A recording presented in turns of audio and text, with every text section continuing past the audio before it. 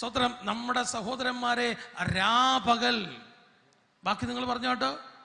സ്വത്രം വെളിപ്പാട് പുസ്തകം 12-ാം അധ്യായത്തിന്റെ അകത്ത് രേഖപ്പെടുത്തിയിരിക്കുന്ന നമ്മുടെ സഹോദരന്മാരെ രാപകൽ കുറ്റം ചുമത്തുന്ന അപവാദിയെ തള്ളിയിട്ടുവല്ലോ എന്ന് പറഞ്ഞാൽ അവന്റെ ജോലി എന്ന് പറയുന്നത് ഇങ്ങനത്തെ ഓരോന്ന് പറഞ്ഞുകൊണ്ടിരിക്കുക എന്നുള്ളതാണ്. എത്ര പേര് വിശ്വസിക്കുന്നുണ്ട്? ഹല്ലേലൂയ. എന്നെ കുറിച്ച് പറയും, നിന്നെ കുറിച്ച് പറയും. ഇന്ന് രാവിലെ പറഞ്ഞു കാണാം, അവള് പോയിരിക്കുക, ബൈബിളും ഒക്കെ എടുത്തോണ്ട് പോയിരിക്കുക, കൈകൊട്ടാൻ പോയിരിക്കുക, പെന്തക്കോസ്തി ചേർന്നിരിക്കുക.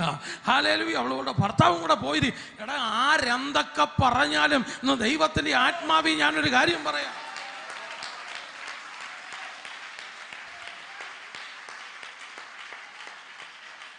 ബൈബിളിന്റെ അടിസ്ഥാനത്തിലാണ് ഞാൻ പറയുന്നേ. സ്വത്രം നമ്മുടെ സഹോദരന്മാരെ രാപകൽ സ്വത്രം കുറ്റം ചുമത്തുന്ന അവന്റെ പേര് അപവാദിയെ തള്ളിയിട്ടുവല്ലോ. ഹല്ലേലൂയ. എന്നെ കുറിച്ച് എന്തെല്ലാം പറയും? ദൈവത്തിന്റെ വചനവുമായിട്ട് ഇറങ്ങിയവർക്കെതിരെ എന്തും പറയാൻ പിശാചിന് ഒരു പ്രയാസവുമില്ല. പക്ഷെ ഇന്നൊരു കാര്യം ഓർത്തോണം, സ്വത്രം അവരുടെ ആ പിശാചിന്റെ മുമ്പിൽ വെച്ച് നിന്നെ അനുഗ്രഹിക്കുന്ന ഒരു ദൈവമുണ്ട്, നിന്നെ മാനിക്കുന്ന ഒരു ദൈവമുണ്ട്.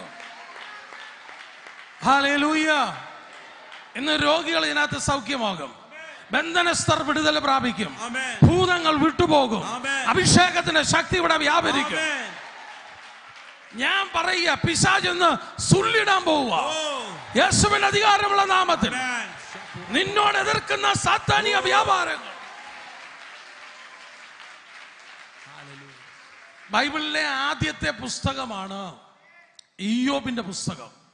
നമ്മൾ തുറക്കുമ്പോൾ ആദ്യം ഉൽപ്പത്തി പുസ്തകമാണെങ്കിലും ബൈബിളിലെ ആദ്യത്തെ പുസ്തകമാണ് ഇയ്യോബിന്റെ പുസ്തകം. ഇയ്യോബിന്റെ പുസ്തകത്തിന്റെ ഏറ്റവും വലിയ പ്രത്യേകത എന്തെന്ന് പറയുന്നത്, ഇയ്യോബ് പോലും അറിയാത്തൊരു ശത്രു ഇയ്യോബിനുണ്ടായിരുന്നു. ഇയ്യോബിന് ആകത്തുക അറിയാവുന്നത് ദൈവത്തെ മാത്രമാണ്. ഇയ്യോബിന്റെ കുടുംബം, 10 മക്കൾ, ഭാര്യ, ഇയ്യോബിന്റെ സുഹൃത്തുക്കൾ 3 പേര്, ഇവരെ ഒഴിച്ചിട്ട് കാണാൻ വയ്യാത്ത 2 കൂട്ടരതിനകത്തുണ്ട്. ഒന്ന് ദൈവവും ഉണ്ട്, ഒന്ന് സാത്താനും ഉണ്ട്. പക്ഷെ സാത്താനെ കുറിച്ചുള്ള യാതൊരു അറിവും ഇയ്യോബിനില്ല. അതുകൊണ്ട് ഇയ്യോബ് പറഞ്ഞത്, ദൈവം തന്നു, ദൈവം എടുത്തു. എടുത്തത് ദൈവമല്ലായിരുന്നു, ദൈവം പെർമിഷൻ കൊടുത്തു. പക്ഷെ അവന് വേണമെങ്കിൽ, സാത്താന് വേണമെങ്കിൽ എടുക്കാതിരിക്കാമായിരുന്നു. എടുത്തത് പിശാചായിരുന്നു. ഞാൻ പറഞ്ഞ ദൂതുവെല്ലാം മനസ്സിലാകുന്നുണ്ടോ? കാണാൻ സാധിക്കാത്തൊരു ശത്രു ഇയ്യോബിന്റെ പുസ്തകത്തിന്റെ അകത്തുണ്ട്.